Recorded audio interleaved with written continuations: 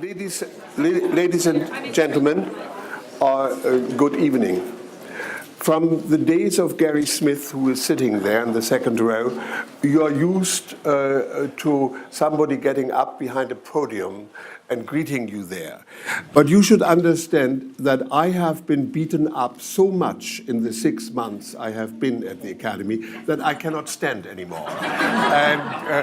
So here I am sitting, and I apologize for that.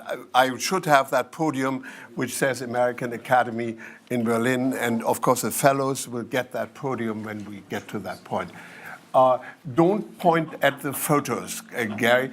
Don't kind of preempt what is coming, right? Just be quiet and, okay, good. I welcome you to the fellows' presentation of the American Academy. In this context, the term presentation means two things.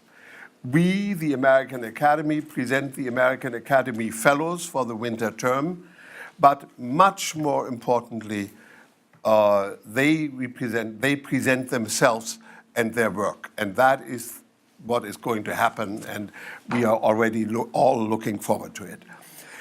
The American Academy in Berlin was founded in 1994 at the initiative of Richard Holbrooke, then the American ambassador to Germany. Rooted in Berlin, the independent and privately funded institution is committed. This is all for the benefit of Ms. Clem, by the way. You all know that, of course. So I should really address you, Barbara. The privately funded institution is committed to maintaining the long-term, and this is very important to all of us, the long-term intellectual, cultural, and political ties between the United States and Germany. One way in which we do this is that each year the Academy awards 24 Berlin Prize Fellowships for a semester each to scholars who come from the humanities, social sciences, and arts, and pursue independent projects in the residential community of the Hans Arnhold Center. The Academy's fellows share their work with German colleagues and with Berlin audiences when they give their individual lectures. And the fields represented this term are music, art, writing, film, architecture, art history, economics, history, classics, and comparative literature. It is a wonderful mix, and I guarantee you from what I have seen so far, I haven't gotten to know every one of the fellows yet, but those whom I have gotten to know, it will be a very interesting semester, and you should all come back at all times.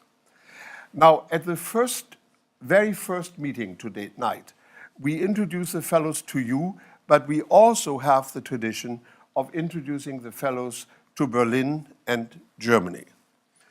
And tonight, this will be done by Barbara Klemm, Germany's foremost photographer. As one of her admirers, I would want to spend the evening singing her praises as a visual historian and as a great artist. However, for that, we unfortunately do not have the time. And instead, let me mention just 6 aspects of her life and work. 1, Barbara Klemm grew up in Karlsruhe in a family of 6 children. Both her parents were painters, and her father, Fritz Clem, introduced her to photography. Her father's paintings are close to her heart, and she will say influenced her work. Point 2. Today, photography is taught in universities. Our photographer here, who is making life miserable for us, is an example of that. She learned photography at a university. Ms. Clem learned it beginning at age 14 as an apprentice in a photography studio. At the end of her apprenticeship, she was certified as a journeywoman. Now, I have learned this term just now.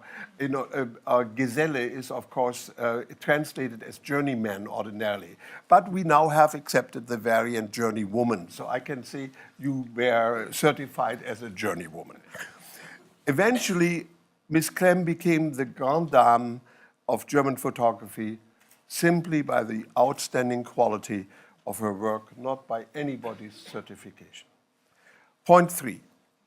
After freelancing, she began in 1970 work as a press photographer for the then, I probably get into trouble now. I was going to say for the then leading German newspaper, Frankfurter Allgemeine.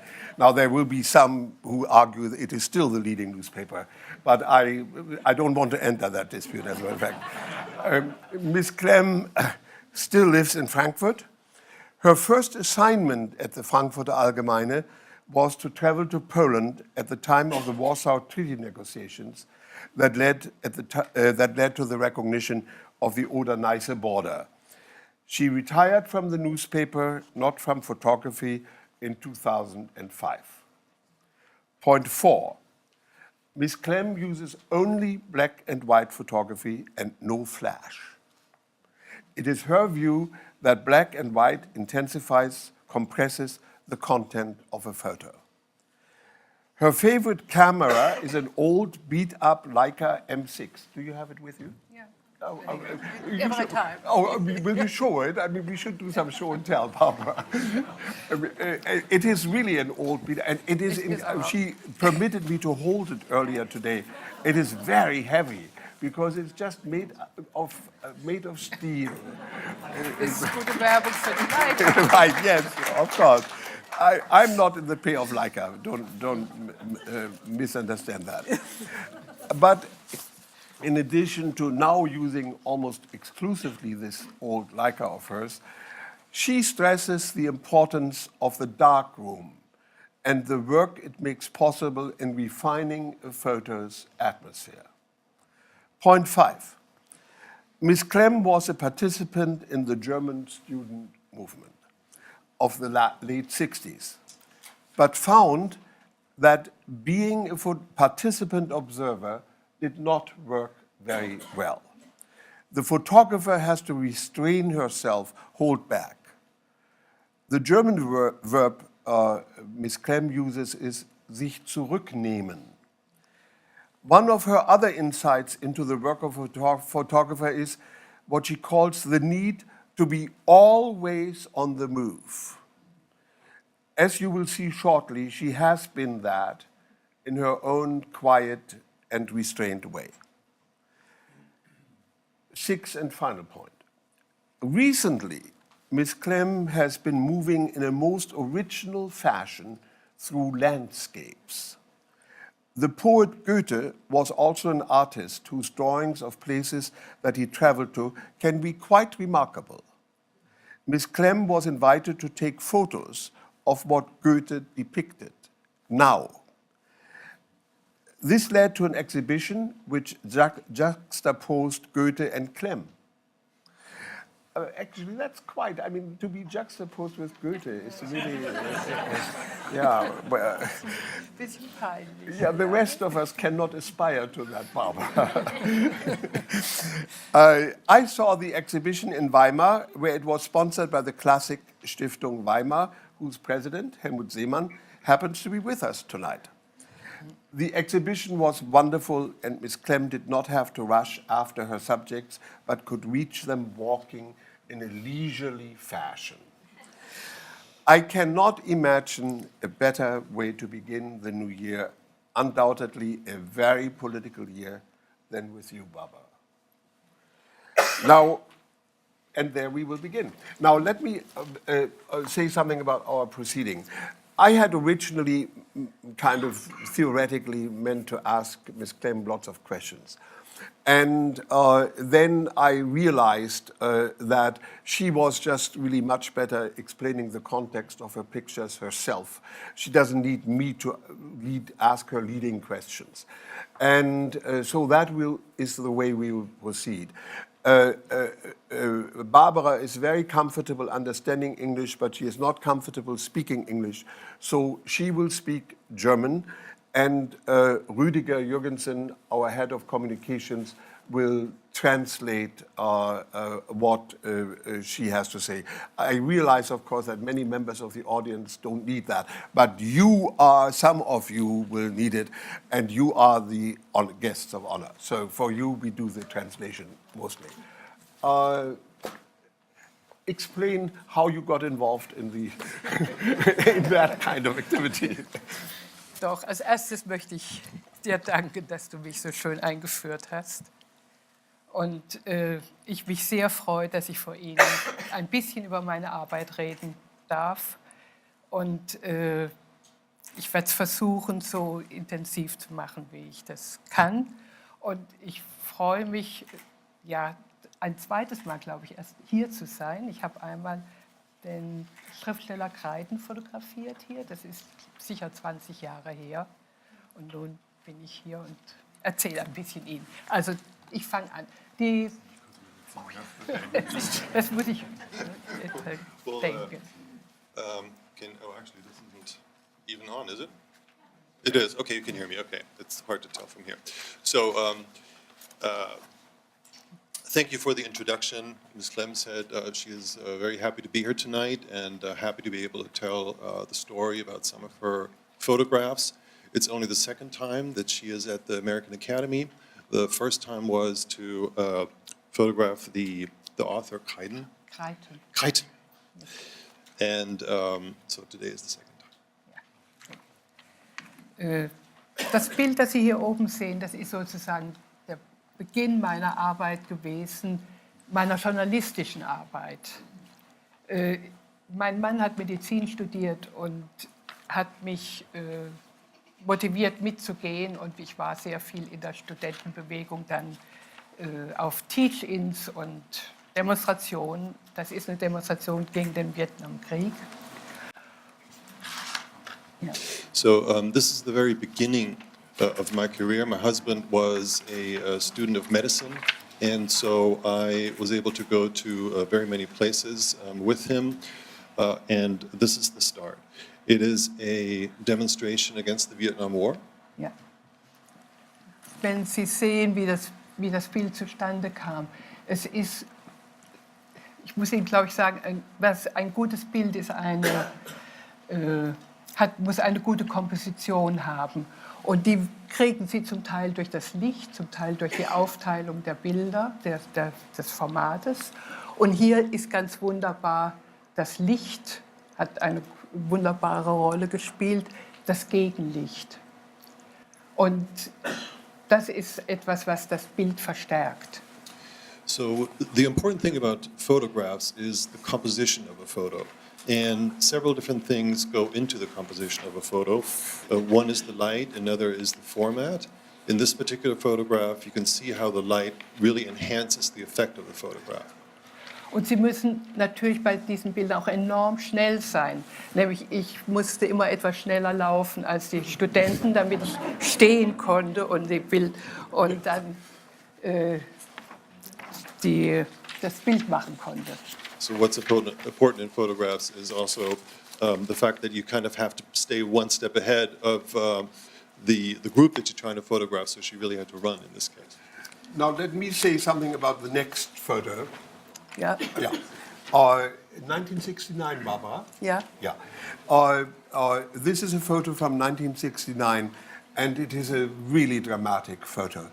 It shows the very famous philosopher Theodor Adorno, Frankfurt School, in his confrontation with students. Now, those of you who know anything about critical theory know that the Frankfurt School, represented by Horkheimer and Adorno, had a deep influence on the student generation after World War II, both in the United States, as a matter of fact, as well as in Germany. And the Marxist overtones of the Frankfurt schools, or undercurrents, or content, heart, were clearly something to which the students could relate. And the students in Frankfurt in particular, this photo was taken in Frankfurt, were very much influenced and inspired by Adorno, like the demonstration we saw earlier. And what this photo captures is that Adorno turned against them, against their activism. He was a man of theory more than anything else and wanted, that's what he conveyed to the students. And they parted company with him and eventually invaded his institute. And he, Adorno, the anti-authoritarian figure par excellence, called in the police. And so, Barbara, now I turn this over to you. Und mich hat ein Freund angerufen und hat gesagt, das Institut für Sozialforschung wird geräumt. Die Studenten hatten es besetzt gehabt und komm schnell, wenn du Bilder machen willst. Und ich kam. A friend of mine called me and said that the institute where this photo was taken was being cleared by police. Students had occupied it. Und ich konnte mit meinem Presseausweis, den ich ein paar Mal vorzeigen musste, konnte ich rein und habe 3-mal fotografieren können, 3-mal drauf gedrückt und dann hat die Polizei mich rausgeschmissen. Und mir war nicht klar, ob das Bild verwackelt ist oder nicht. Das ist eine 30. Sekunde. Wenn jemand fotografiert, weiß er, dass das eine lange Zeit ist. So with my press pass, I was able to gain entry into the institute, and I was able to take 3 photographs. So push the button 3 times, and then the police kicked me out.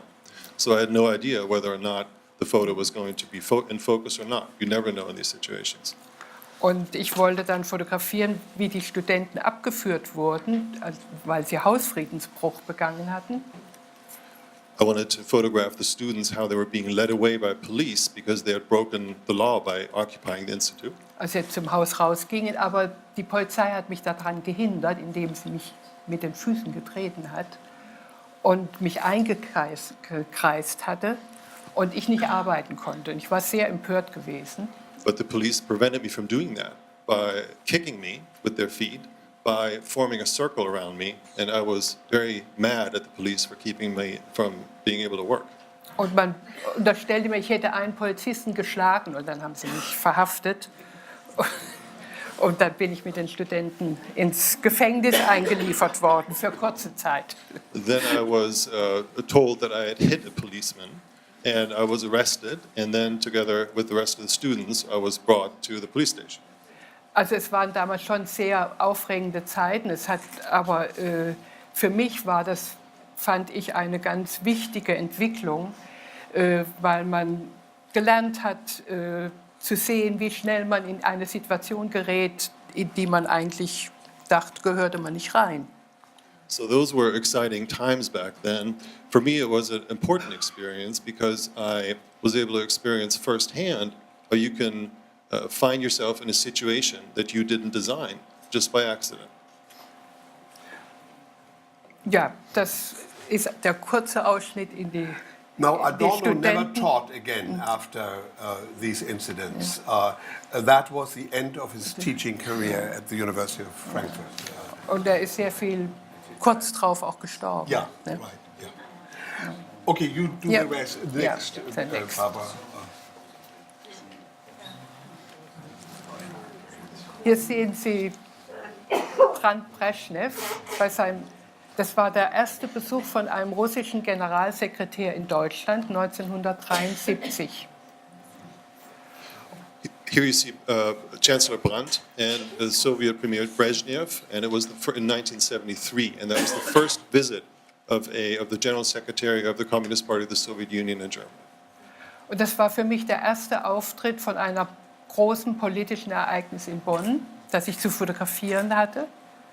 For me, it was the very first big political event in Bonn that I was able to photograph. Und ich wusste nicht, dass man Poolkarten braucht, um überhaupt zu dem Ort zu kommen, um fotografieren zu können. I had no idea that you needed pool cards in order to be able to access this place where you could take photographs. Und ich hatte nur eine Poolkarte für das Treffen vom Außenminister Scheel und Brezhnev. I had one pool card only for the meeting between Foreign Minister Scheel and Brezhnev. Und im Auswärtigen Amt, wo ich die Karte bekam, hat mir ein Herr gesagt, Das ist dieselbe Farbe wie das Treffen mit Willy Brandt. Someone at the State Department told me, you know, that is the same, the card is the same, has the same color as the meeting between Brandt and Brezhnev. Und dann habe ich es probiert und es hat geglückt. So I tried it out and it worked. In diesem Beruf muss man immer ein bisschen frech sein. Freundlich, aber doch manchmal probieren, dahin zu kommen, wo man eigentlich nicht sein sollte. In this job, you always have to be just a little bit pushy, you know, to get where you're not really supposed to be. Und als ich dann drin war, es waren außer mir nur noch 4 Fotografen, 2 Russen und einer vom Bundespresseamt und von dpa, hat mich Brezhnev strahlend begrüßt und hat gesagt, endlich mal eine Frau. So when I was one of only, there were only 4 other photographers there, 2 Russian ones, one from the from DPA, the press agency, and one from the ministry. And when I entered, Brezhnev saw me, and he, with his arms open, he approached me and he said, "Ah, finally a woman." Jetzt haben wir noch mal ganz kurz dieses Treffen, nur um Ihnen zu zeigen, wie man aus so einer Situation natürlich, man macht ja, das haben Sie ja immer auch beobachtet, mehrere Bilder. Und dieses Bild ist natürlich auch ein wichtiges Dokument, weil es die eigentlichen Unterhändler der damaligen Ostverträge zeigt, und zwar Bar und Gromyko an der Seite. Und die Gruppe noch größer geworden ist, die sich um Brezhnev und Brandt gegründet haben. I really insisted on this picture because Brezhnev said to Barbara, finally a woman. Yeah.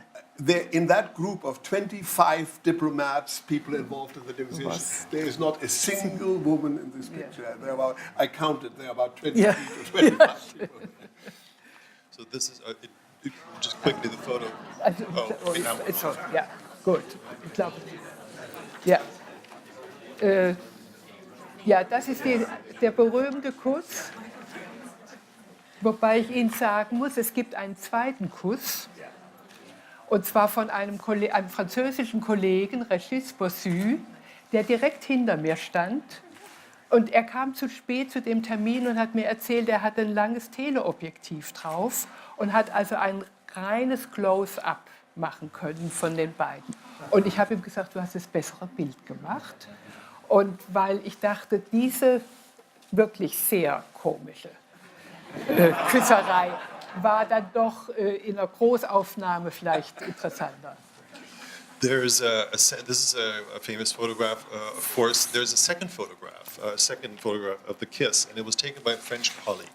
He was standing right behind me. He came late, and he said, and he only had a telephoto lens, so he took the photo, and of course, it shows the close-up. It just shows the two the heads, and I said to him, "You took the better photo," and that was that. Ja, aber mich interessieren bei solchen Terminen eben auch, was drumherum passiert. Und da sehen Sie zum Beispiel im Hintergrund Gromyko und Tschernjenko. Tschernjenko war der Nachfolger von Brezhnev geworden. Und die beiden unterhalten sich, das interessiert die gar nicht, was da passiert. Aber das Politbüro von Herrn Honecker, die waren natürlich sehr beflissen, diese Szene zu beklatschen. The rest of the scene is interesting too, because you see the negotiators, you see Gromyko and Chernyenko, who was the successor to Brezhnev, who aren't really interested in what's going on, but the Politburo of the GDR, of course, they're all paying attention. Die beiden Herren kennen Sie sicher, unsere beiden jeweils Kanzler, und damals aber noch war Willy Brandt der Kanzler. Das ist 1974 gewesen auf dem Parteitag. Bei den Parteitagen konnte man wunderbare Beobachtungen und Studien betreiben, weil man 2-3 Tage lang zusammen mit den Politikern die Räumlichkeiten geteilt hat. This is a photograph of Willy Brandt and Helmut Schmidt during the Social Democratic Party Congress in 1974, which back then were great occasions to observe the leading politicians.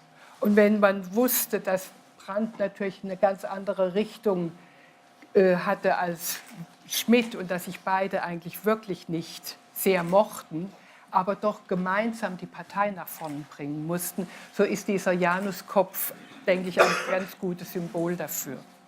In this case, especially interesting because both were the leaders of the party, but didn't really get along. And yet they both had to push the party forward. And so the photograph is kind of like a Janus head. Now, as you know, The next, the next. As you know, my field is constitutional law, and this is her only photo that involves the Constitution quite directly. Other than perhaps, no, I should take that back. There were, after all, free speech and demonstration photos.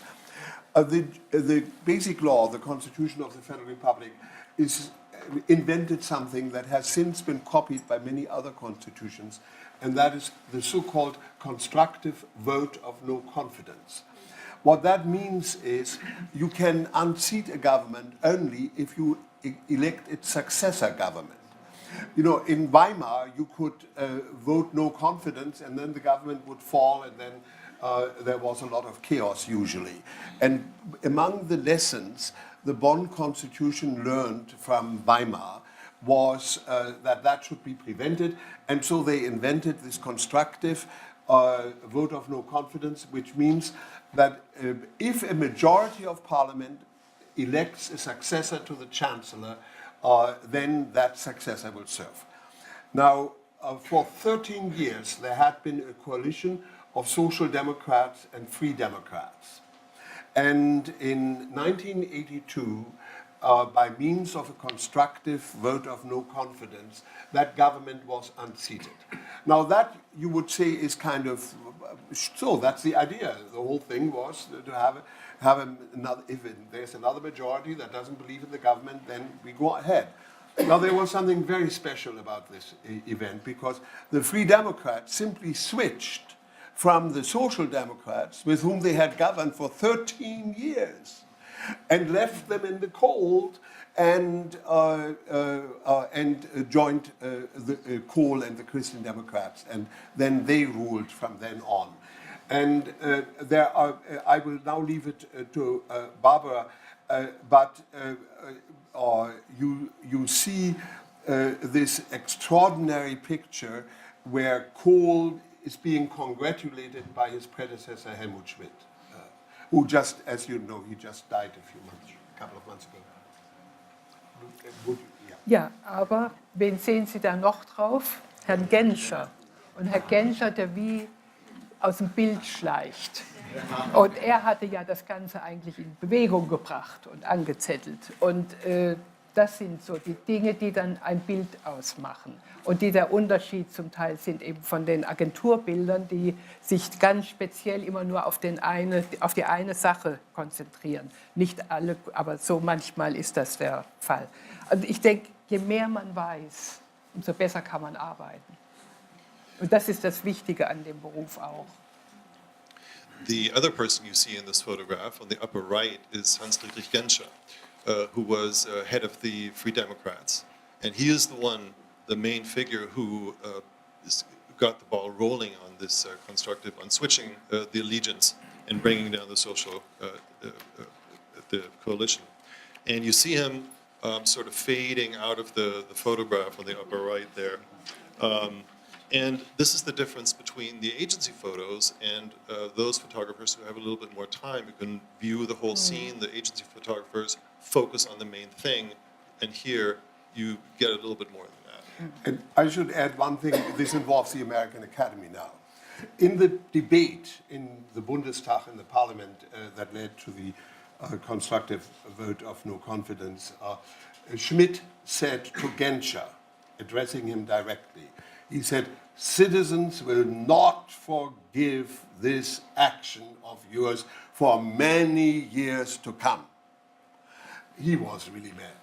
And I should confess to the fact that the American Academy became the agent of forgiving Genscher when we awarded him the Kissinger Prize last year. Genscher was one of the recipients of the Kissinger Prize, and I guess that acknowledged, since we are citizens, that shows that we forgave him.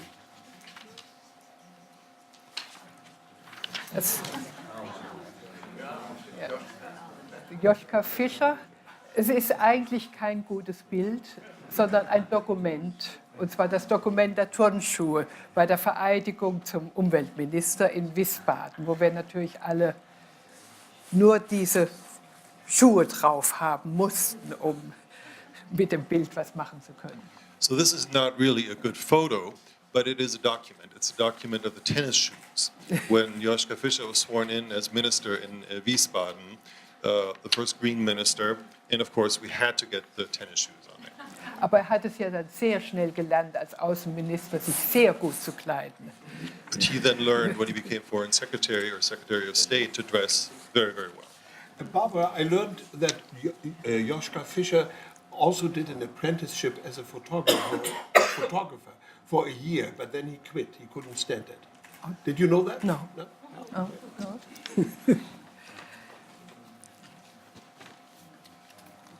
Jetzt kommen wir ein bisschen in unsere deutsche jüngere Geschichte oder da noch etwas älter. Der Blick über die Mauer in Kreuzberg.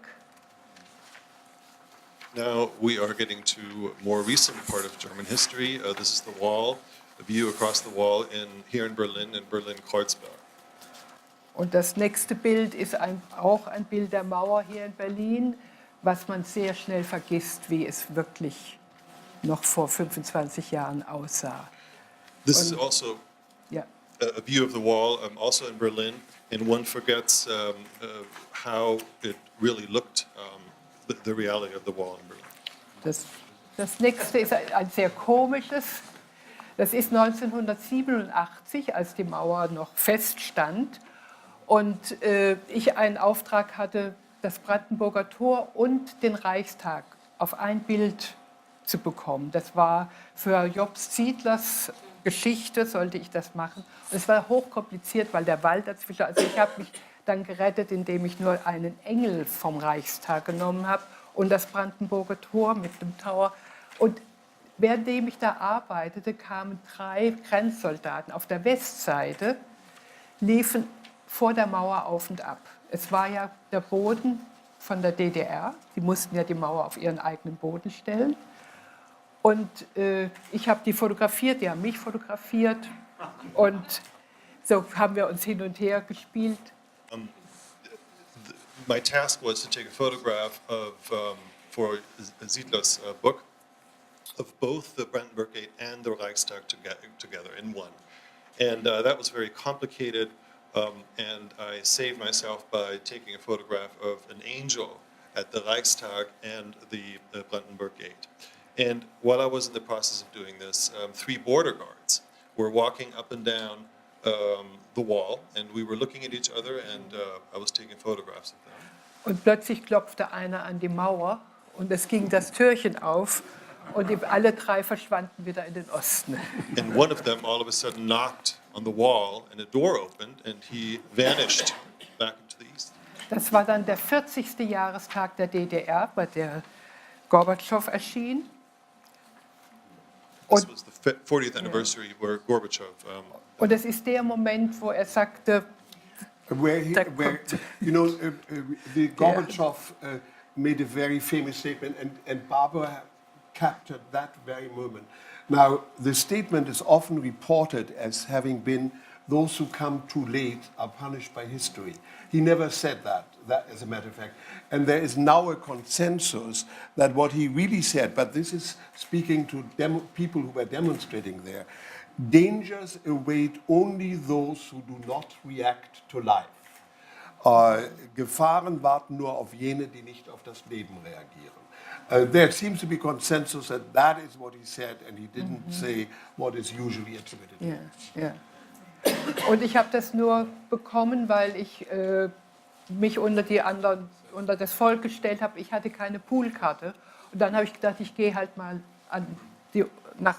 auf die Straße mit den anderen Leuten. Und die Leute riefen Gorbi, Gorbi. Und er kam von unter der Wache, wo er einen Kranz niedergelegt hat, rüber und hat dann diesen Ausspruch getan. I had no pool card, so the only way I was able to get this photo is because I mingled with the people on the street.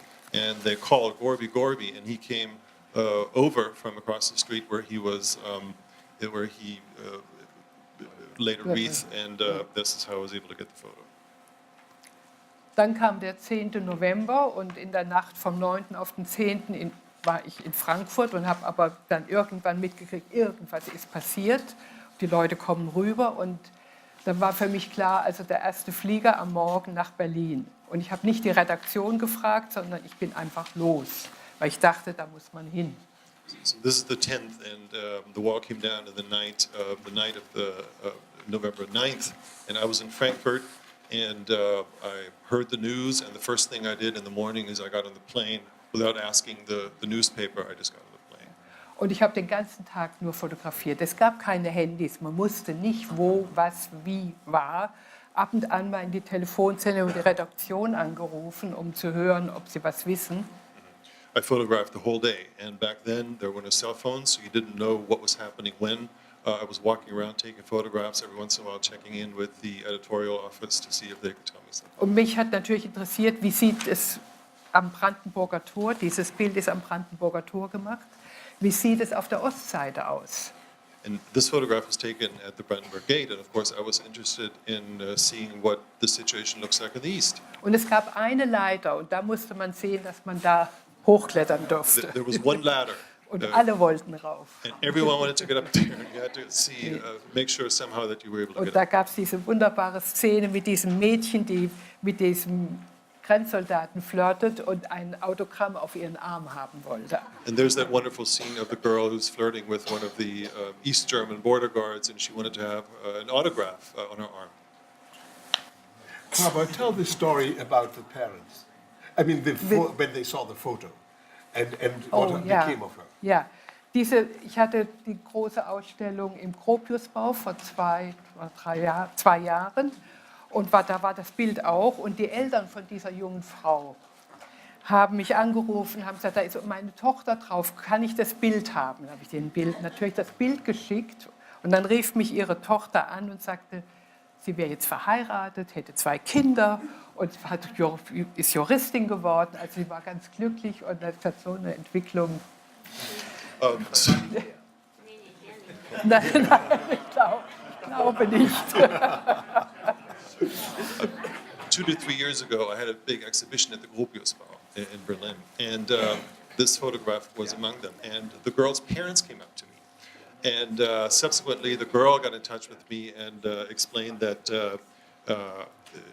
she was now a lawyer, and she was now married. She had 2 kids, I think. Ja. Das ist das erste Mal, dass der Bundeskanzler Kohl während dieser Zeit nach Dresden fuhr und zum ersten Mal vor den DDR-Bürgern gesprochen hat. Unterhalb der Frauenkirche, der Ruine der Frauenkirche. Und es war eine sehr aufgeheizte Stimmung. Es gab die Altkommunisten und dann die Leute, die Rechten, die glaubten, also jetzt wird alles ruckzuck besser werden und die sich fast geprügelt haben. Ich stand da mindestens 3 Stunden, um mir meinen Platz zu verteidigen, damit ich arbeiten konnte, also sonst, manchmal muss man das machen. This photograph was taken in Dresden. It was Chancellor Kohl's first speech to the East Germans. I had to stand for 3 hours to defend my space there. And the mood back then was very heated. There were lots of communists, of course, old communists, people on the other side.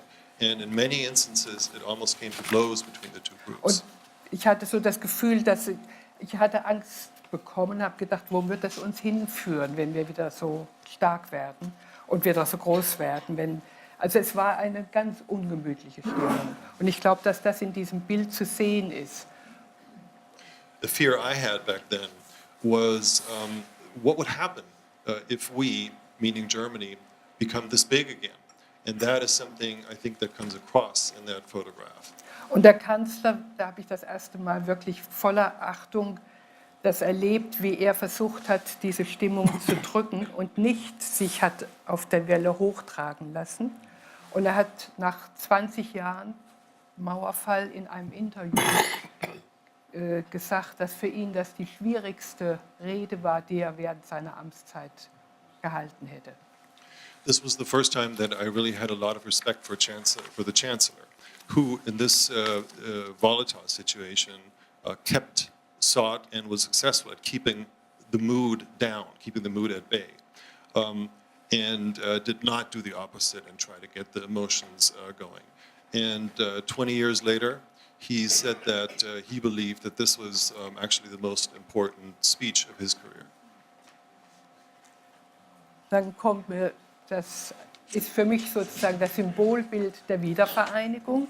Das war 2 Tage vor Weihnachten, am 22. Dezember 1989 wurde dann das Brandenburger Tor geöffnet und da gab es natürlich mit allen Politikern auf der Ostseite eine feierliche Reden und Eröffnung. Und beim Weggehen sah ich dieses Licht und sah diese Leute, die noch auf der Mauer standen, weil sie nur seitlich aufgemacht hatten. Und dieses Transparent, das Gott sei Dank seitenverkehrt ist. Und drauf steht Deutschland einig Vaterland. This is a symbol of reunification, of course. It's the opening of the Brandenburg Gate on December 22nd. And this was, of course, a big party with all political parties in Germany and all political representatives. And when I walked away, I saw the light and took this photograph. In the lower right, you can see a banner, the wrong way, of course, and it says Deutschland einig Vaterland, which means Germany united fatherland. Und das ist ein Jahr später, der 3. Oktober, die Feiern, die Jungen, also alles hat, die Feierlichkeiten in Berlin, der Jubel und die Freude. And this is October 3rd, the reunification in Berlin, and you can see the big party that it was. Und das ist die Hommage an die amerikanischen Freunde, Warhol vor Goethe, beides zusammen als Abschluss. Thank you, Barbara. This was-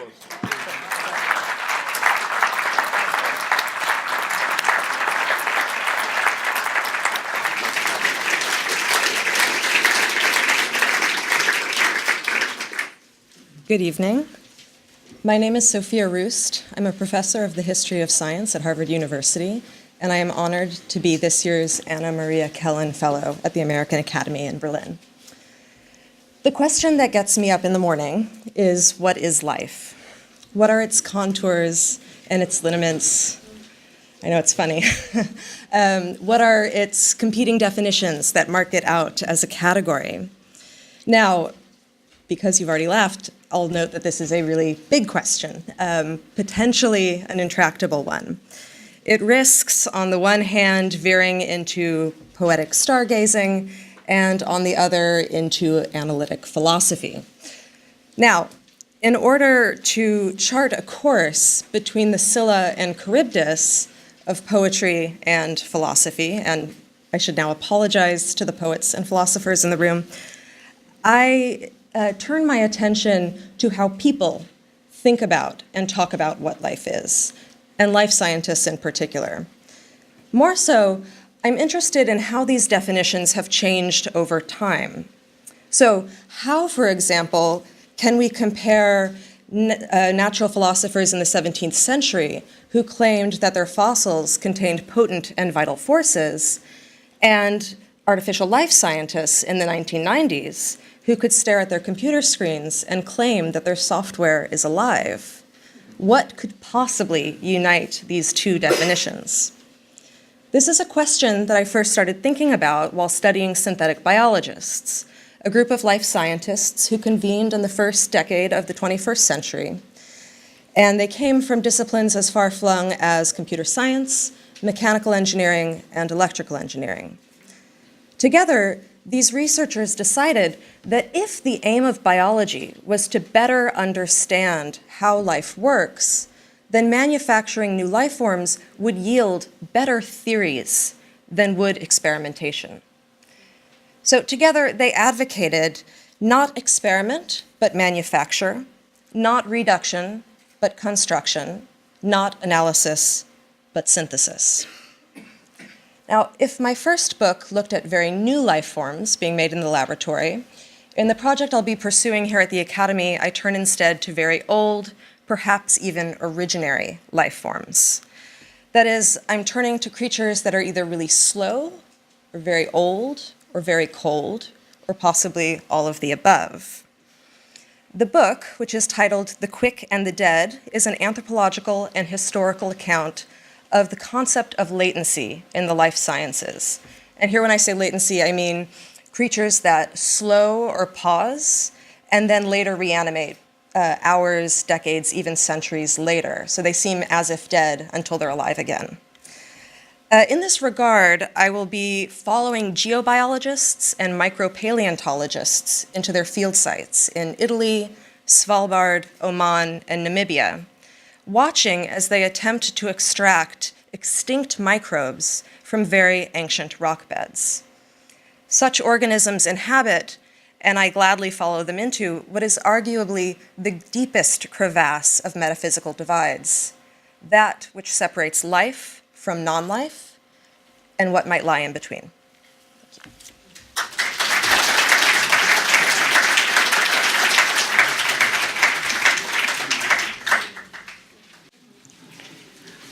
Good evening. Imagine if you had a camera and had the opportunity to film individuals who had witnessed many of the monumental changes taking place over the last millennia. That's exactly what I did over the last 7 years. I'm Yamana Demise. I'm a fiction and a documentary filmmaker, an associate professor of film and television at New York University's Tisch School of the Arts, and currently an Ellen Maria Gorrison Fellow here at the American Academy in Berlin. In their everyday lives, the 300 people that I interviewed experienced the transitions from reading mostly religious texts inscribed on vellum to secular documents manufactured on the printing press. From the bartering of salt bars to the widespread use of paper money issued by the First National Bank of the country. From a belief in the geocentric to the heliocentric astronomical system. From the Vertanaghest, the medieval legal code governing the law of the land, to the country's first constitution, promulgated in 1931. From the trafficking of humans as slaves to the trade's official abolishment. From animal-powered transport to the introduction of automobiles, steam locomotives, and jets. From spontaneous discovery of words to systematic engagement in the first dictionary published in the national language. From winnowing grains with forks to the operation of the threshing machine. From using itinerant traders as vehicles of communication to the introduction of the postal system, telegraphs, and finally telephones. From death by smallpox, polio, and diphtheria to possible salvation by vaccines. From pubescent marriages to the founding and then the active promotion of enrollment in public schools for both boys and girls. The individuals I interviewed for the documentary series lived through all these sweeping changes and many more within roughly a 60-year time period. As Kanyazmatsalu Ayo, one of the individuals I interviewed, explained, in 1929, a year before the coronation of Emperor Haile Selassie, Kanyazmach traveled with his father from Gondar, a provincial historical town, to Addis Ababa, the capital. It took the family 2 months to travel 730 kilometers, and that was in 1929. In 1973, on the eve of the revolution that dethroned Emperor Haile Selassie, Kanyazmach traveled once again on the same route, this time by airplane, and arrived at the capital before his coffee got cold. Using narratives from the many interviews I conducted, I will examine these transformations and, even more importantly, their effects on the country and the people in my upcoming documentary series titled The Quantum Leapers, Ethiopia, 1916 to 1975. During my fellowship here at the American Academy in Berlin, I will be organizing and indexing many of these interviews. I would like to thank the Academy and its accomplished and tireless staff for making that possible. I would also like to thank the Academy for accommodating me and my esteemed fellows in a house that has also witnessed seismic transformations of its own. Thank you very much.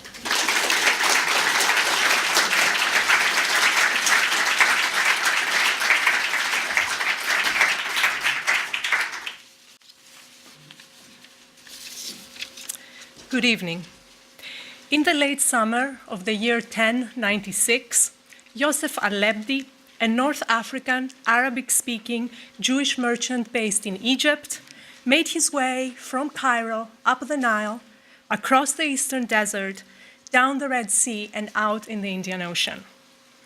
Trading with co-religionists and businessmen of different creeds and ethnicities along the way, he reached India and returned to Cairo a year later with much coveted goods from the East. The voyage from the Mediterranean to the Indian Ocean and back, undertaken by many and for many different reasons in this medieval era, maps out a connected world which, through the Middle Ages, came to resemble in some ways our globalized present. My name is Roxana Margheriti. I teach at the Department of Middle Eastern and South Asian Studies at Emory University. And I am very grateful for the honor of being at the American Academy this spring as the Nina Maria Gorison Fellow in History. I am a social and economic historian with a former life as an archaeologist on land and underwater. On this long personal journey, leading from sunny excavation sites in Greece, in Oman, in Turkey, and in the United Arab Emirates, to the much more austere setting of libraries and archives, I have become interested in the world that Yosef al-Lebdi's travels outline and have been asking two broad questions. How did economic structures and institutions reflect or shape social norms? And how and why did groups and individuals, like Yosef al-Lebdi, make and break connections across multiple geographical, linguistic, religious, ethnic, and racial divides? I approach these questions using the methods of what has recently been called thalassography, the discipline that studies historical units from the vantage point of the sea, thus transcending national and regional divides and attendant stereotypes that we often mistake for geographical and geopolitical inevitabilities. So I choose to look at the medieval Islamic world from the vantage point of the Indian Ocean that connected some of its most dynamic parts, and through the lenses of mobility, but also rootedness and cross-cultural interaction that took place in port cities and other nodal points of this system. Having published a monograph on the port city of Aden in Yemen, I'm here in Berlin to write a book about islands and insularity, focusing on the biography of the Dahlak archipelago in the southern Red Sea. There are many types of islands. Former West Berlin knows that very well. Insularity is not only about being self-contained and cut off from the world.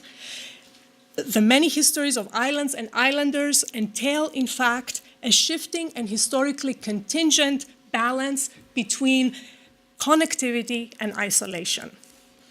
Islands are often seen by outsiders as sources of exotic products and labor, convenient stopping points, refuges, prisons, imagined laboratories. The Dahlak Islands were some or all of these things at different times in their history, but also they constituted a world in and of themselves. The islanders were herders, fishermen, pearl divers, sailors, soldiers, political and military leaders. traders, diplomats, poets looking for patronage, and most crucially for the island's histories, enslaved people on their way from East Africa to Arabia and beyond also passed through.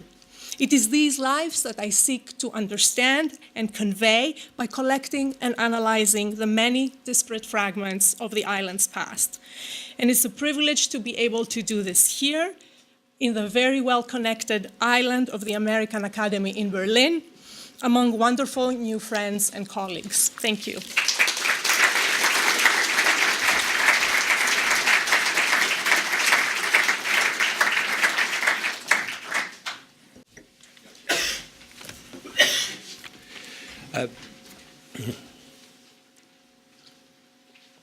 My name is Hari Kunzru, and I'm very honored to be the Mary Ellen von der Heyden Fellow in Fiction. My project, which no doubt will have another title when it's finished, is at the moment called The Lyric Eye, an ironic nod to the old idea that the point of writing and of poetry in particular is the expression of the self, the transmission of emotions from inside the writer via the medium of language to the audience. This phrase has come to mean a sort of luscious, indulgent subjectivity that serves as a straw man for self-defined anti-subjective artists to tilt at. But lately I've found myself thinking about the eye which feels and expresses its way out into the world in a different light. I find myself worrying about privacy. I worry about surveillance. I worry about data mining and credit card fraud. I find these worries reflected everywhere in the culture around me. But what precisely is at risk? Like many people, I feel nourished by solitude, by the feeling of being unobserved, and I suspect that being human as we know it is in some way constituted by the experience of privacy, either understood as isolation or interiority. And if one accepts this, then the current legal and technological erosion of privacy could have radical consequences for human subjectivity over and above the threat to political freedom. If I have no privacy, that is to say, no interiority, am I still human, as the idea has historically been understood?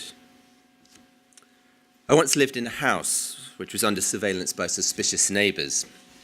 Every window was overlooked, and the only way to feel that no one was watching was to draw the curtains, and the stress of being observed built up over time as a kind of creeping unease that poisoned my life. So I want to think about what might be called the phenomenology of privacy. What does it feel like to be private? And what would be the consequences of the abolition, or at least the abridgment, of my interiority? Doesn't the dissolution of boundaries between public and private mean public discourse can only be conducted by those who are prepared to forfeit their privacy, this founding aspect of selfhood? My work as a novelist feeds directly into these questions. The private experience of reading, silent reading, is potentially transgressive. When you read silently, you're outside the space of social norms and laws. You could be in the mind of a serial killer or in the bed of someone who is not your husband. Privacy, of course, is particularly associated with the body, with sexuality and bodily functions and display. And inevitably, there's also, in our day, the question of terrorism. The terrorist is frightening in part because of his anonymity. His privacy is a threat. So freedom of thought and freedom of conscience are held to be the foundations of democratic society. But will a post-privacy world bring with it some form of post-democratic politics? On right and left, certain people look to the so-called post-human as an ecstatic release from the constraints of a human subject that's held to be repressive or simply outmoded. But does the coming bonfire of privacy inaugurate a festival of liberation or an Untergang? These are my questions, and I hope in the next few months at the Academy to begin to explore them more deeply. Thank you.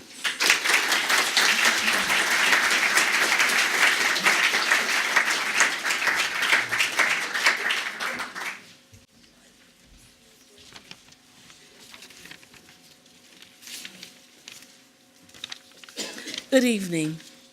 It is my great honor and pleasure to address you as the current Axel Springer Fellow of this magnificent Academy. I am Brenda Stevenson, Professor of History and African American Studies at UCLA. When I was a child sitting at my mother's knee, she told me of a maternal female ancestor, my great-great-grandmother. She was, my mother noted, an African girl sold from Virginia to South Carolina who spent her adolescence and early adulthood as the forced concubine of her owner. Hers, like those of millions others, was a story of natal alienation, loss, abuse, labor, motherhood, and survival. Her story is the tiny flicker that became the flame that is the work that I will concentrate on while here this spring, a monograph entitled Fanny's World of Women. This is a study of enslaved women that begins in Africa, where I examine indigenous forms of female slavery among those societies from which minimally 3 to 4 million girls and women were forced into the trade to the Americas. It follows their experiences as they travel to the New World, examining multiple aspects of their lives and those of the generations of female descendants in the largest slave society in the mid-19th century Americas, the United States South. My work is inspired by my personal fantasy to be privy to discussions that Angela, the first Black woman named in the records of British mainland North America, may have had with other enslaved women across the generations, women as such as my great-great-grandmother, who lived 200 years later than Angela, but who was still a slave in the South. I begin with my mentor muse, the Fanny in my title, Fanny's World of Women. Fanny Berry was an enslaved woman who grew up in one of the antebellum slave quarters that dotted the southern Virginia Piedmont. The female slave presence, physical, psychological, social, familial, moral, sexual, and cultural, dominated Fanny Berry's worldview, intellect, and imagination, and she, like I, became, in a sense, a devotee and chronicler of their multi-generational lives, providing a lasting array of some of enslaved women's most iconic characters and characteristics. In her narrative, Fanny managed to bring to life, for example, the courageous and clever Mammy Lou, who saved a truant male slave by hiding him between her legs under a quilt she was making, and poor Aunt Nellie, who chose suicide rather than brutalize victimhood. The adored Rachel, who managed to find her way back to her family after being kidnapped and sold. The secretive Polly, who kept her free Black husband hidden in her root cellar for years. And the indomitable Suki, who shoved her owner's naked buttocks into a pot of boiling soap when he tried to rape her. These were Fanny's world of women, and I hope to make them and others mine in this book. By situating the intellectual gaze directly on enslaved Black females, this monograph reinvigorates essential queries in the slavery discourse about bonded women's initial responses to enslavement, their cultural evolution, their reproductive and sexual lives and abuses, their familiar structures and functions, and their intellect, artistry, and fantasies. Like the other work that my peer fellows will pursue this semester, it is difficult work, but important given the impact of slavery on past societies and on societies today as well. Thank you for making our intellectual quest possible to pursue.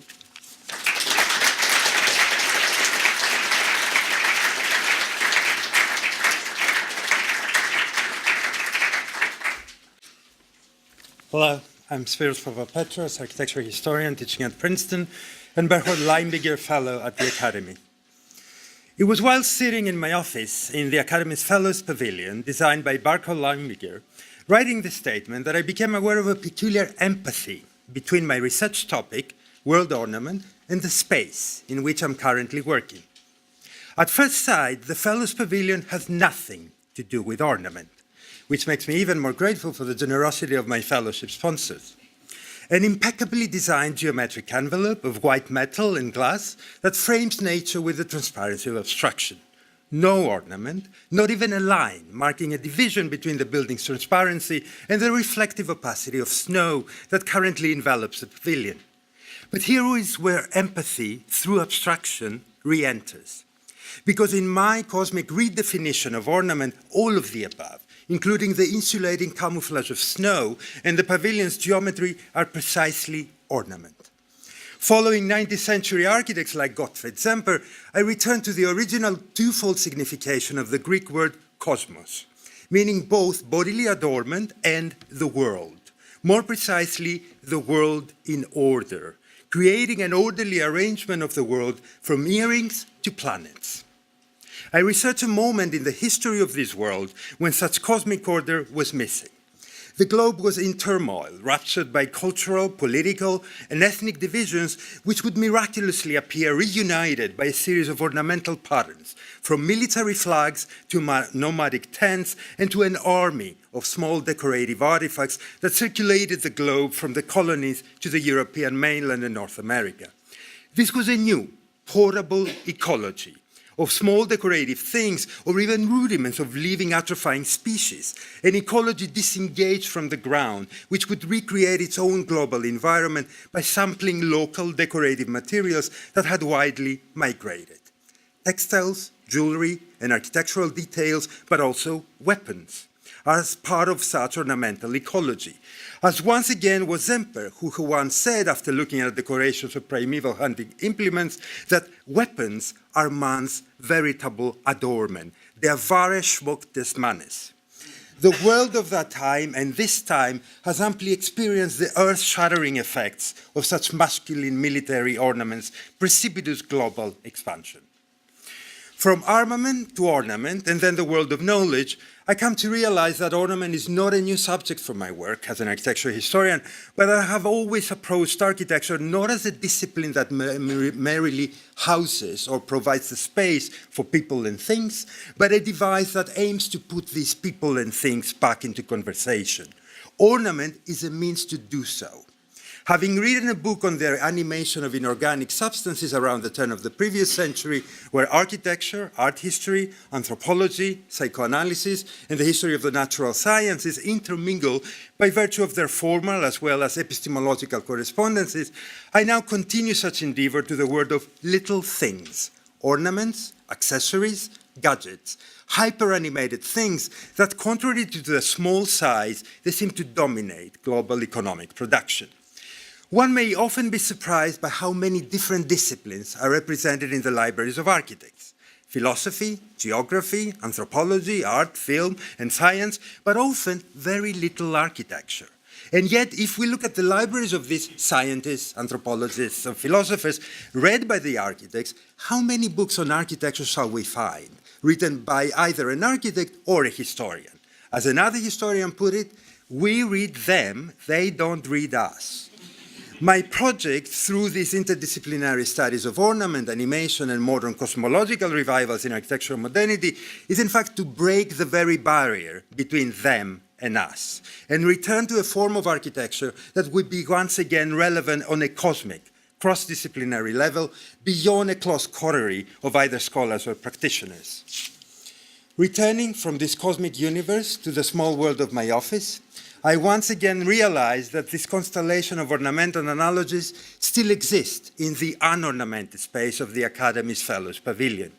It survives in the decorative correspondences between not only the impeccably designed artifacts that sit in these offices, lamps, desks, chairs, but also the human agents, my fellow fellows, who cohabitate with one another and these objects, the architect's square spaces.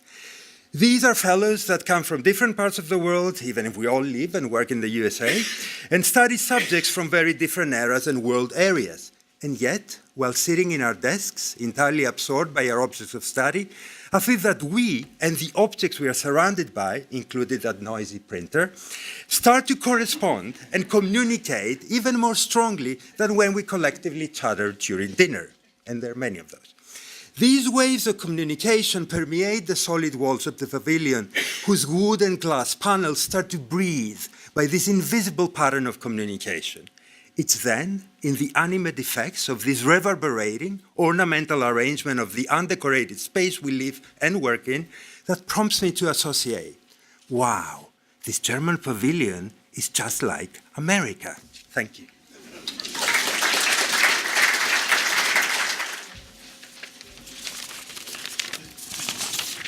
Good evening, I'm Robin Cresswell, and I'm honored to be the John P. Birkeland Fellow this year at the Academy. I teach comparative literature at Yale University.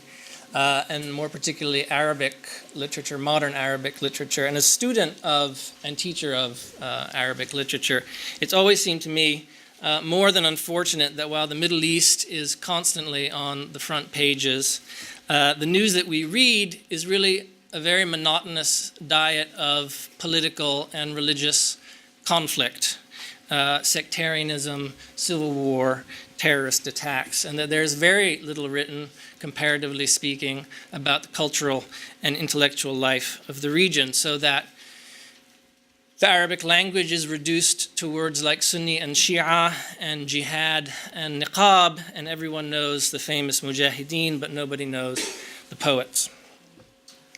And yet the tradition of Arabic poetry is one of the world's great literary treasures. The earliest texts that we have in Arabic are poems, and they date to the century before the Prophet's revelations.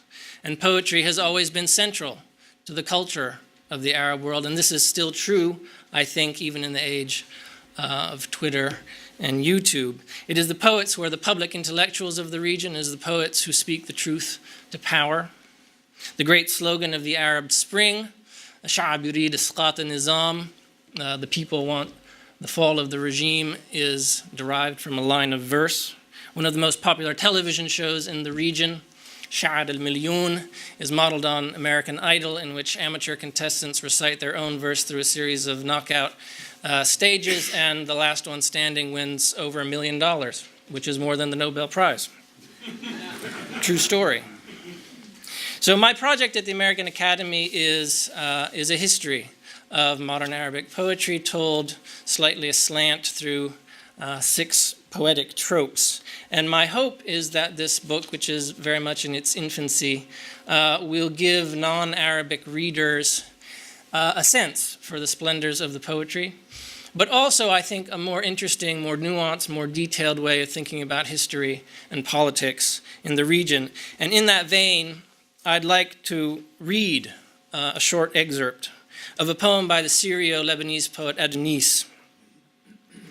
He wrote this poem in 1958 in response to the unification of Egypt and Syria into one country called the United Arab Republic. And Adonis thought that this political experiment was a folly. He was very much against it, and he thought that the Syrians were basically inviting in an invasion. And indeed, the UAR collapsed in 1961. Adonis's poem imagines a mass exodus of Syrians toward the Mediterranean coast. And although the poem was written for a specific historical moment, I find it hauntingly eloquent about our own. I think it's a poem of massive anger and sadness. And it's called Marthiyat al-Ayyam al-Khadra, Elegy for the Present Times, and I'll read it in my translation, which is an abbreviated one. Elegy's trucks cross the borders through songs of exile and sighing flames. The wind is against us. War's ash covers the ground. We see our spirit flash on a razor blade, on a helmet's curve. Autumn's brackish springs salt our wounds. In what rivers will we wash this history stained with the sweat of dervishes' loins at springtime, a feast for locusts? My country is a woman in heat, a bridge of lusts. Mercenaries cross over her, applauded by the massing sands. The fields are full of bones and vultures, the heroic statues, soft cadavers. So we go, breasts to the sea. We reach out for alien islands and hear the moan of our ships at port. Our rivers issue into the Dead Sea, where the night celebrates weddings of sea scum and sand. So we go, and fear scythes us down, crying out on muddy slopes. The earth bleeds all around us. The sea is a green wall. Thank you.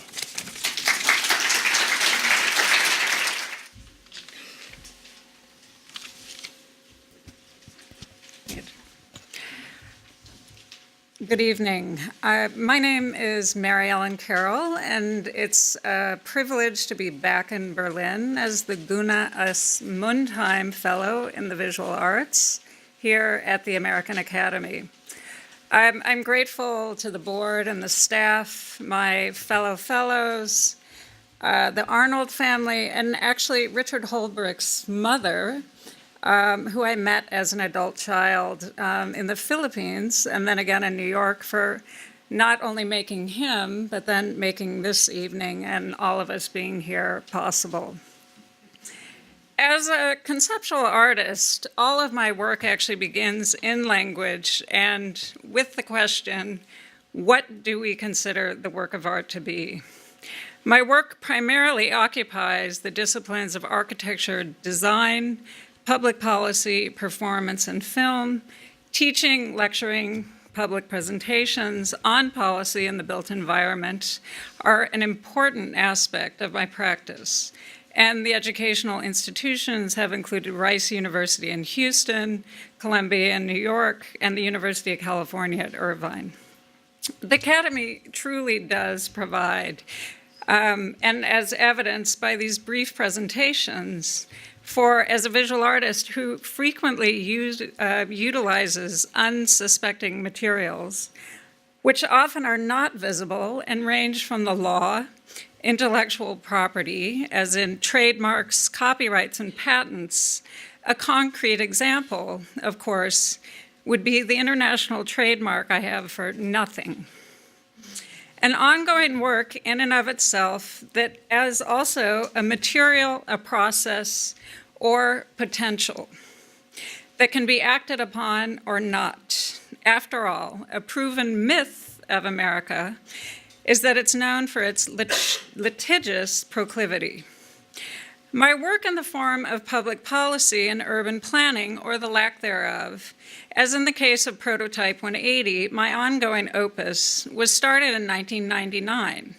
This is a work of art that actually makes architecture perform. The Catalytic Moment was the 180-degree revolution of a single-family home that was unoccupied for over 15 years and its surrounding acre of property in an underserved post-war development in Houston, Texas. A work of considered urbanism. The building is the protagonist in a city that selected itself as the site. It's the only municipality in the United States without a formal land use policy, or otherwise known as having no zoning. As my friend, the Kenyan author Yvonne Adjambo Awor has noted, artists can serve as focal points for the ethical imagination, for work that encompasses and engages with real-world concerns that are of consequence. More recently, I've been working with the international or national resource and non-visible real estate of unused television radio frequencies for a work titled Public Utility 2.0. Albeit this can be seen as a form of a 21st century work of land art and work in social justice that architects that space to create a program and connectivity in under-resourced urban and rural locations, utilizing policy as well as the development of a new technology. This work is ongoing and will continue as well here in Berlin and with the ITU in Geneva.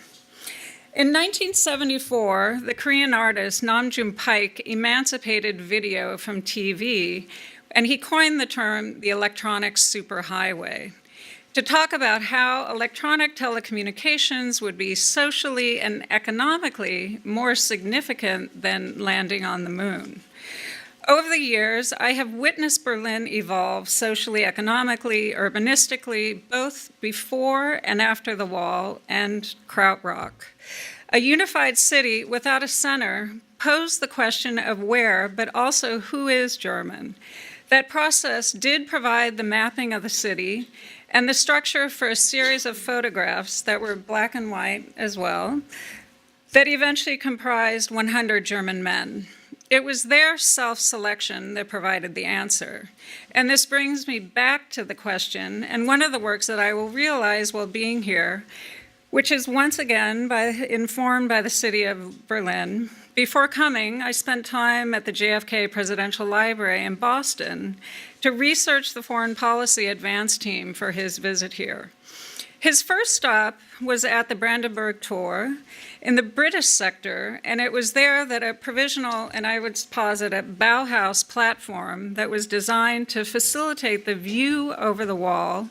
That view was blocked by the East Germans, and my research from their perspective also contributes to how and why we are here today, and how the city of Berlin and its policies shift from the vertical to the lateral in terms of the social, and when individuals may identify as Berliners, as residents, refugees, and fellows of the American Academy, wherein the boundaries of the city become an enabling resource rather than a limiting one.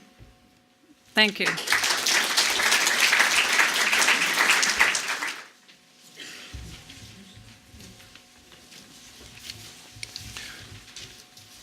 Good evening.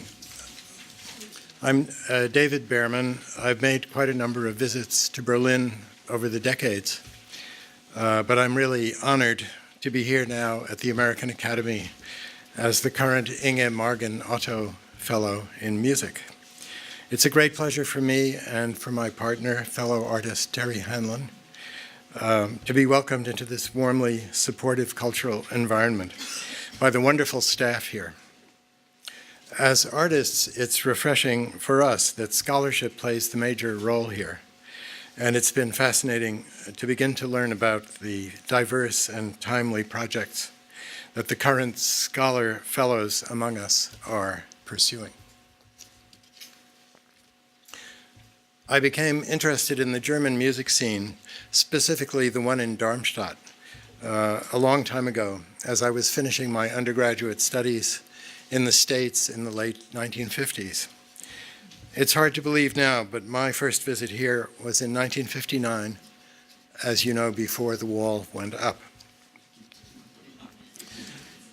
I'm working on two projects here. One, for my upcoming presentation in the Academy Lecture Series, is about the relationship between American experimental music composers and the West German producers who supported their work in the post-war period. It was some of the most radical and the most experimental American music that was championed by those producers from the mid-1950s through unification. Probably the most influential figure in this history was John Cage, but a number of other American artists and musicians also benefited from the fact that there was quite a bit more support here for our work than there was in the States. My other project here is related to plans for the public concert, which is a generous component of the Inge Margin Otto Fellowship. For a long time now, I've been exploring the use of audio and multimedia technology to help create interactive situations rather than fixed compositions. In a sense, this work is closer to improvisational jazz than to traditional classical music. The pursuit of technology to make music has become, though, a thorny issue. The situation has completely changed since my friends and I set out on this path in the 1960s, when some of my friends were starting to do this kind of work. The change from analog to digital audio in the late 1970s was an enormous shift. And of course, technological advance since then, as we all know, has become breathtakingly rapid. Recently, feeling nostalgia for the pre-tech world of acoustic music, I've taken some steps in that direction. John Cage once wrote that if you want to go to the moon, it won't do you any good to learn to ride horseback. Considered from a 21st century point of view, though, it might be a good idea to downgrade this desire to go to the moon and to develop, it might be more rewarding to develop a nurturing relationship with those horses and with the other creatures who are having so much trouble now on our poor, stressed planet. Thank you.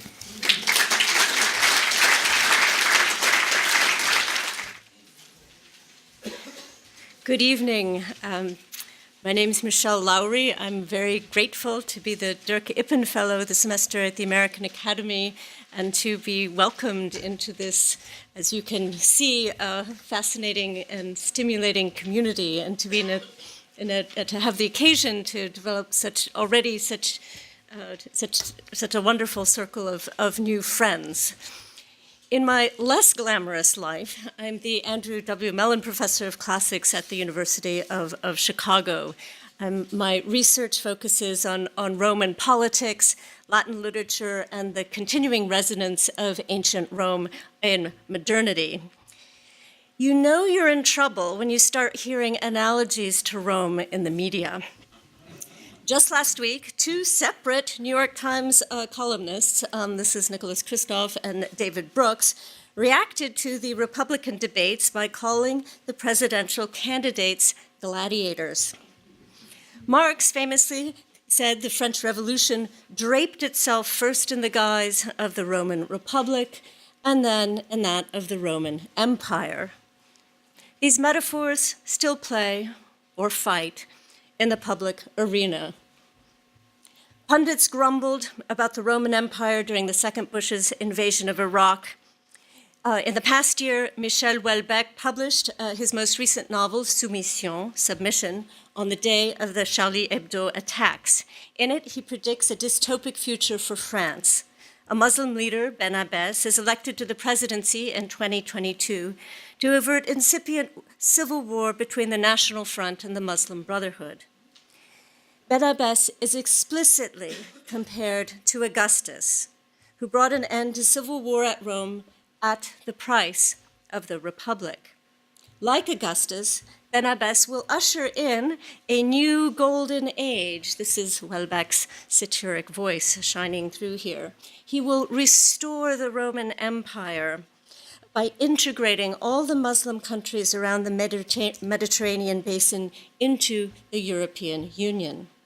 This new Muslim republic undermines fundamental French Republican institutions such as secularism, the university, and marriage. This is a projection of a Roman story, a Roman Civil War story that has little actually to do with the East. My American Academy project focuses on the evolution of the concept of security. This is a Roman word, securitas, that was originally used in Cicero's philosophical works to mean psychological tranquility, peace of mind.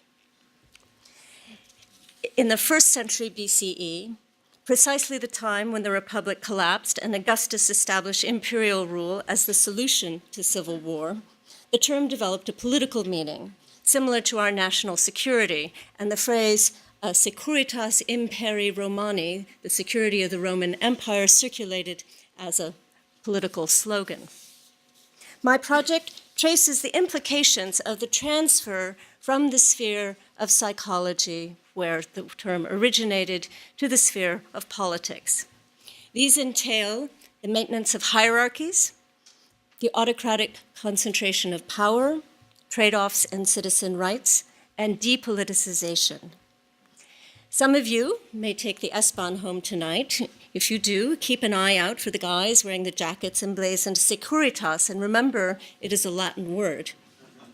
Ask yourself if they're really keeping you safe, or whether their presence merely gives you peace of mind. Thank you.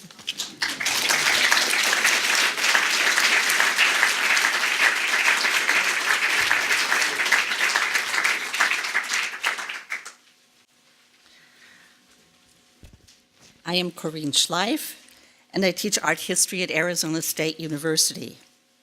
It was a college choir tour in the early 1970s that first brought me to West and East Germany and also West and East Berlin.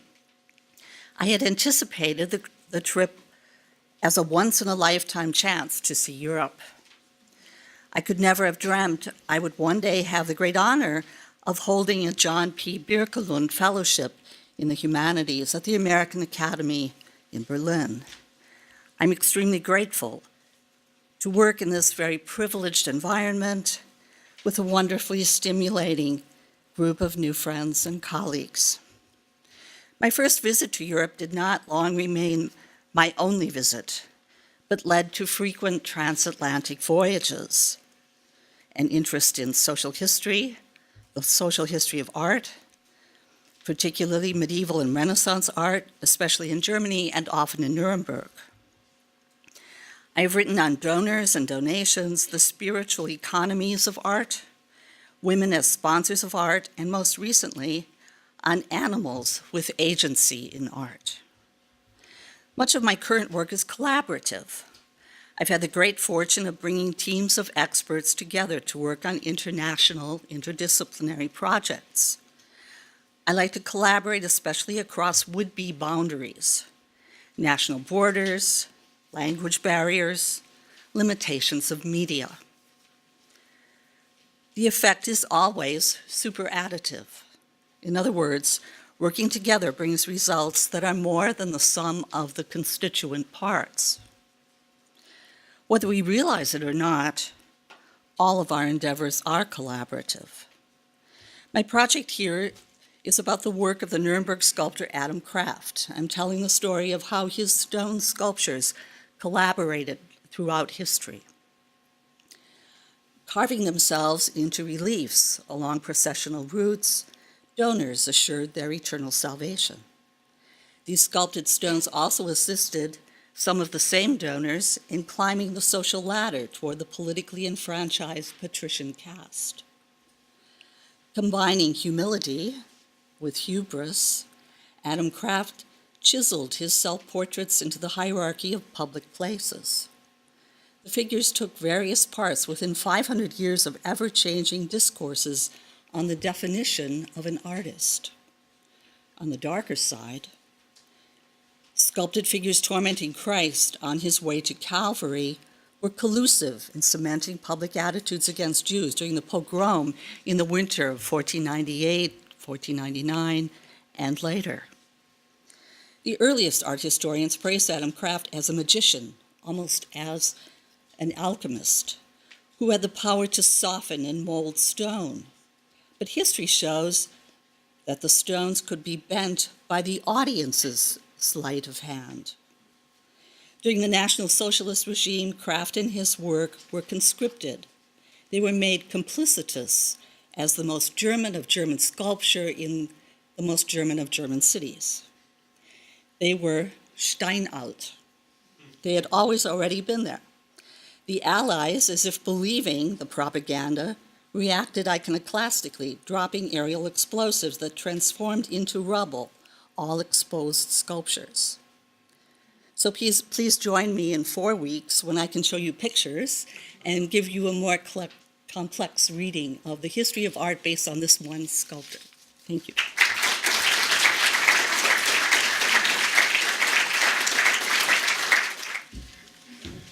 Good evening. In case you don't know, I'm the last. So, phew, we made it. My name is Stephen Hill. I'm a senior fellow at the New America Foundation, which is based in Washington, D.C. It's a think tank or policy institute. And I also am very pleased and grateful for having been selected as the Holtzbrink Fellow here at the American Academy in Berlin. I'm very excited to be back in Berlin and in this beautiful setting here at Wannsee. And I'm from San Francisco, actually, so seeing the white stuff on the ground has been kind of fun. And I'd like to thank everyone here at the Academy for the extremely warm and gracious welcome that I've received and for giving me this extraordinary opportunity to spend the next several months with these very distinguished and inspiring colleagues, as you've been hearing all about. I mean, I get to hear about all this around lunch, dinner, constantly, and it's quite stimulating. I must confess this past year has been a bit of a grind for me. I wrote 2 books in a year, not something I recommend in normal circumstances.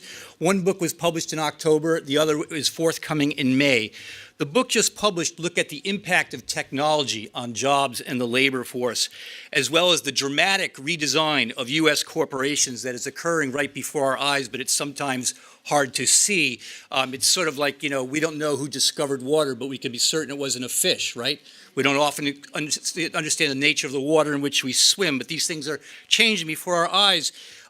As America accelerates towards what I call a freelance society, millions of workers are finding themselves with precarious jobs, a weaker safety net, and gigs that are replacing regular employment. During the so-called economic recovery, nearly a fifth of the job growth in the United States has been temporary jobs, and nearly half of the new jobs created pay only a bit more than minimum wage. Even as corporate profits are at an all-time high, with much of that profit parked offshore in overseas tax havens, 3/4 of Americans now live paycheck to paycheck with little emergency savings to rely on if they lose their jobs.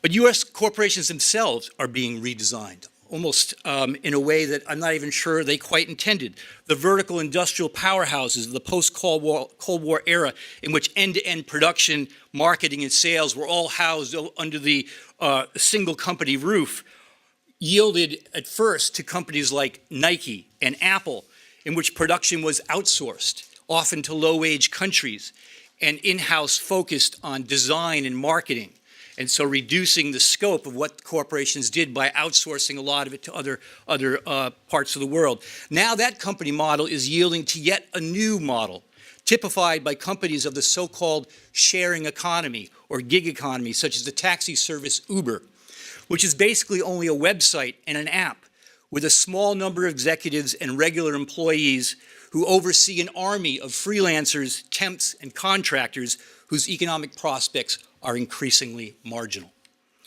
So I wanted to come to Germany and other places in Europe to see if it's possible for this sharing economy to work better in a place where the welfare state is more developed and a stronger tradition of labor unions and the visible hand of government has fostered a more broadly shared prosperity. Of course, Germany and Europe display tendencies towards a freelance society as well. But as my previous books show, I have always learned greatly by closely observing the economic and political institutions and practices in Europe. The title of one of my previous books was Europe's Promise: Why the European Way is the Best Hope in an Insecure Age. I still believe that that's the case, despite the current challenges that Europe is facing and that the member states are facing. So I'm here once again as a kind of Alexis de Tocqueville in reverse. Or perhaps some of you are familiar with the German Francis Lieber. How many people have heard of Francis Lieber? Who emigrated to America and published Letters to a Gentleman in Germany in 1834, a travel narrative in which he observed the political institutions and culture in his new homeland of the United States of America. In that grand and important tradition, I will try and learn from Germany and from Europe, and to take back what I can to America as the basis for economic solutions and reforms. Rest assured, the transatlantic exchange remains vital and crucial in this 21st century. I thank you for your time.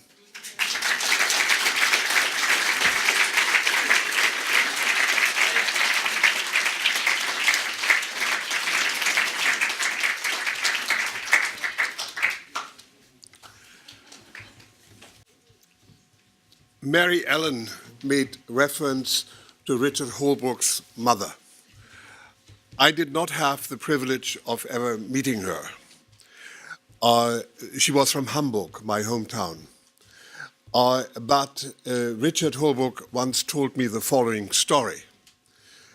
When Clinton had decided to nominate him to become ambassador to the United States, he called his mother and said, "Mother," I don't know what he said, "Mom, I have just been nominated to be ambassador to Germany." Whereupon his mother answered in German, "Auch das noch." That on top of everything else. Now, had his mother been here tonight, she would have said, "Thank God." This was wonderful, and everybody who is here tonight will come back to hear your talks. Thank you very much.